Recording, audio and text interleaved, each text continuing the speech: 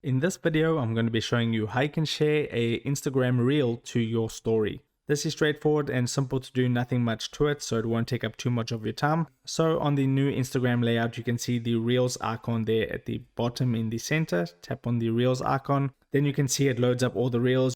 You can scroll down to any reel that you want to go ahead and watch. So let's just say, for an example, this is the Instagram reel that I want to go ahead and share on my story. You can see underneath the comment button there on the right hand side, you get the like button, the comment button, and then the share button. Tap on the share button and then this menu will pop up and you can see it says add reel to your story. Tap on add reel to your story.